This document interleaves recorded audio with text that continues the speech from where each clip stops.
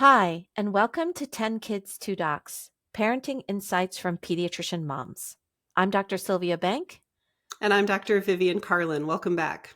So today, I hope everybody is enjoying preparations for this Thanksgiving holiday. And, on the holidays, we always grant ourselves a break from any of our big, heavy topics we often cover in pediatrics. I just wanted to spend a little bit of time today talking about fall traditions and how those can be very bonding for a family. Yeah. No, I love it. Let's jump in. Welcome to the 10 Kids, 2 Docs podcast. Seasoned pediatricians and longtime friends, Sylvia Bank and Vivian Carlin have counseled thousands of parents and are raising 4 and 6 kids, respectively. Join these doctor moms as they incorporate fun and their combined wisdom and experience to share parenting insights for anyone looking for practical and trustworthy guidance. Please note that this podcast is not intended to be a substitute for professional medical advice, diagnosis, or treatment from your doctor. Okay, so Sylvia, when I think of fall, are there any particular things that you do every fall that come to mind? Especially when the kids were younger. Here in the Northeast, fall is marked, as you know, growing up here, by the change of the leaves. That's something we get in our region of America, where we get the vibrant yellows and the oranges and the reds as our trees change colors and drop their leaves. So we go and look at the leaves on a drive in the countryside. So that's something that we do and still do. Something else that we do is that we go apple picking. So Oh, yes. there We used to are go apple picking on the East Coast. orchards here where you go as a family and you get like a big wheelbarrow and your kids can pick the apples right off of the tree. And that process of learning where the fruit comes from, picking a good apple. So that's 2 of our big traditions that we still do today. What about you guys? Do you have fall traditions? We have 2 that have really stuck and that my young adult children still kind of regret if they can't be here for. And one of them is we have this, big like ranch, about 60 minutes southwest of here that always grows this like huge cornfield and then plows this very intricate design into the cornfield, right? They do like an aerial photo of this and it's, all different things, but this huge complicated pattern. And so maybe like 12 years ago, we started going there and we've developed this routine where we have to go at night. It's open all day. I mean, it's got lots of like little kid activities or whatever, but we have to go at night and we have to go on a weekend when it's open the latest. And this maze, this corn maze is so intricate that it's one of those corn mazes that you actually can get lost in, which I feel like makes for a really good corn maze, right? Yeah. I mean, it's not very well lit because it only has lights like on the outside of the maze. It's huge. It always has 2 different maze tracks, right? And we've had multiple years where we are in there in the dark and we are completely lost. Really? So It sounds spooky.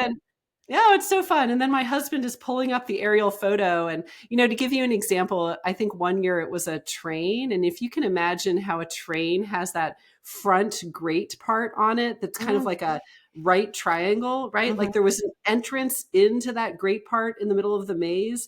But then if you couldn't figure out how to get out, you were like completely lost in these like winding lines. Like parallel lines, right? Yes, yes. So we were stuck in there for a long time. At No, any that rate, sounds like fun. it creates lots of opportunity for scaring people and for like racing through the maze. Like there's a lot of different ways to gamify this. So I feel like it has been a hit for young and old alike. So we still, and it's very Texas, there's always like barbecue smell and there's usually like a live country band playing and, lots of people wearing cowboy boots. Like it's just a different experience for us here in South Texas that's become fall tradition. I think the other fall tradition that somehow we developed, which is really kind of ridiculous, is that we have this one local pumpkin patch at a Methodist church. For some reason, Methodist churches really own the right to doing the pumpkin patches. patch. Yeah, I think one of our Methodist churches do that too. Yeah, I don't know the history behind why that is, but we have this one particular Methodist church where we go to their pumpkin patch. And one year, maybe like 6 years ago, we went with the intent of everybody picking out their pumpkin to carve. And one of my kids had the idea of, if we pool all of our money together, instead of each getting a pumpkin to carve, we can get a really big pumpkin. So we did that. So nobody got a pumpkin. We got this really big pumpkin. I mean, like really big. Like I'm almost like embarrassed that we're getting this huge pumpkin. We get this big pumpkin, and then we admired it on our front step for the entire like 6 weeks that thing was sitting there. But after we got the big pumpkin, we drove like a mile down the road to Walmart, and everybody picked out their like $2.50 pumpkin to carve. And so this has become tradition that we go to that pumpkin patch and enjoy the festivities of being in a pumpkin patch. When we went this past year, my husband actually said to the person working there, "Do you have any bigger pumpkins?" What do you do with the pumpkin after it sits on your step for 6 weeks? Oh, so, it's very hilly where we live, and we have like a back porch that kind of, drops down to like our garage is a level below that. And so we take any pumpkins that we have and take turns launching them off the back into like this natural area that's very rocky and hilly, and then watching them explode. Do they like develop into like a pumpkin plant later?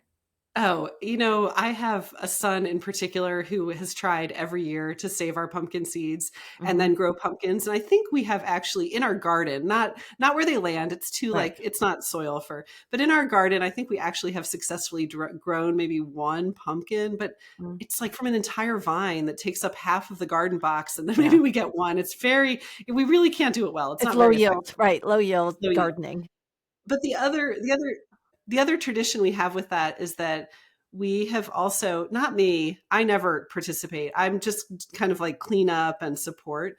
We've become pretty competitive pumpkin carvers in our family, which is another way to gamify this tradition. But, my one son, he'll get out his like Dremel, like sander and really get like the detail on the pumpkin. And people put a lot of thought into like the stencil they're using, or if they're going to free draw. And then there's always the like pumpkin eating another pumpkin. This has become sort of a tradition in our house, are these two things: this corn maze that is slightly spooky that you can get lost in, and then this, Methodist church to get the big pumpkin, and then Walmart to get the carving pumpkins, and then to competitively do that. Right. We have in our area, they have these fall fest farms that you can kind of go and pay an admission fee.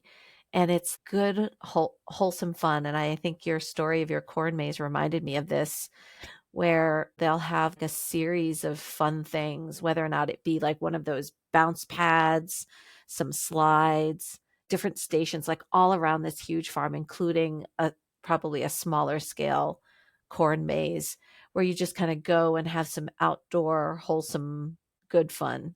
I think one of the principles I've found over, decades now of time in parenting is that it is true that these types of traditions, especially almost the more silly they are, the better, but there's something bonding about them for a family. And there's also something where I hear, as my children get older, this longing to do it again. Like there's some that it's kind of that like, familiarity can create fondness, right? Yeah. This is like a core memory for them. And there's some kind of comfort of repeating that again and again. This is probably actually why I feel comfort going to Costco, because I've been there so much. Like I enjoy shopping at Costco. But, there's some kind of comfort about it. It's nostalgic and it's productive all at the same time. But at any rate, I feel the same way about some of these traditions, that we didn't necessarily start them out for this reason, but I can see the benefit now of having this thing that is consistent and predictable in life, and that my children feel this nostalgia about I want to do that again with you.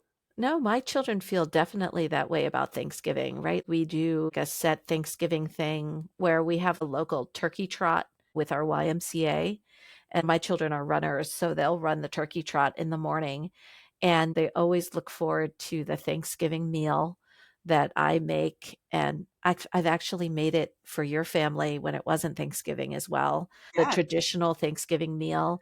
And in college, when they're in college now, they really look forward to coming back and having Thanksgiving here at home the way that we've always had it.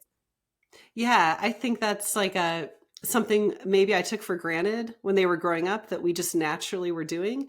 But, in a world that is very chaotic and things are very unpredictable, there is something anchoring about this predictability of on this Mhm. day, I can be at home and this is what it looks like, right? Yeah.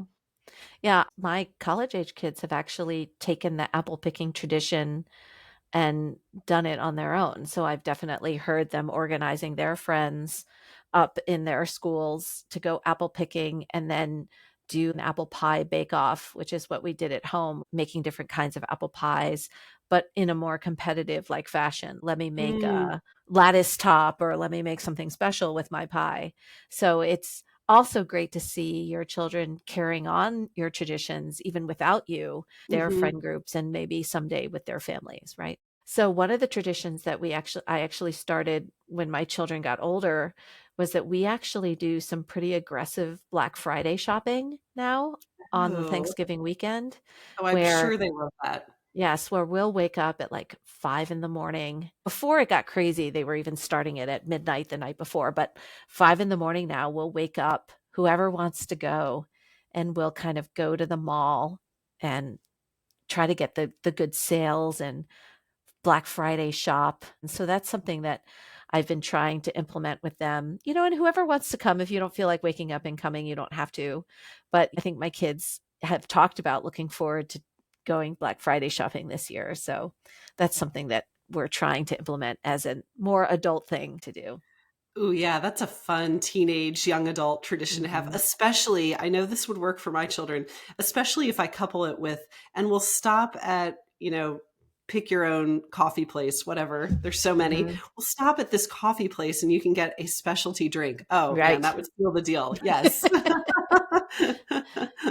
No, I love that. I love that.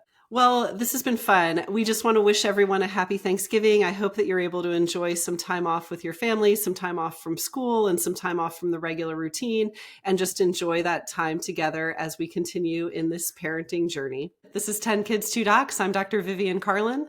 And I'm Dr. Sylvia Bank. We'll see you next time. See you next time. Thank you for listening to 10 Kids 2 Docs, hosted and created by Sylvia Bank and Vivian Carlin. If you enjoyed this episode, please subscribe and recommend our podcast to other listeners. Visit our website at 10kids2docs.com, where you can find links to social media and leave comments or suggestions. Back next week with more topics in parenting.